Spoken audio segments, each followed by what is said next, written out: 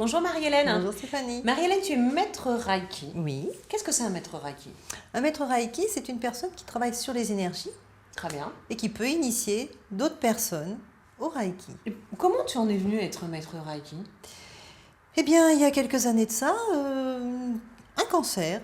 Ah, Oui, un cancer du sein. Et mes chimios, c'est quand même assez dur à supporter. Et ben voilà, j'ai un frère qui fait du Reiki qui m'a dit donc viens. il t'a initié. Tout à fait.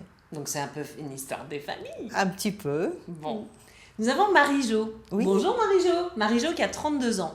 Qui en fait nous demande justement la question entre magnétisme et Reiki.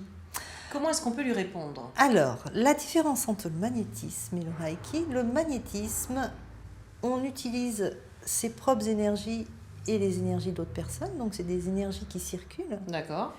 Tandis que le Reiki, on est canal de l'énergie universelle et cette énergie traverse, passe et ne revient pas. Donc je ne prends pas mes énergies, je ne lui donne pas mes énergies et je ne lui prends pas les siennes. Donc je prends les énergies, je les fais passer dans le corps, elles traversent, elles s'en vont. C'est ça, Et les énergies négatives partent avec. c'est ça, Ah là là, c'est trop Oui. bien ça. Donc nous sommes purifiés. exactement. Est-ce que le magnétisme, ça s'apprend, Marie-Hélène? On peut l'apprendre. Parce que tu nous dis que le Reiki, c'est une Oui. éducation. Le magnétisme, on fait comment? On en a tous du magnétisme, on peut tous utiliser.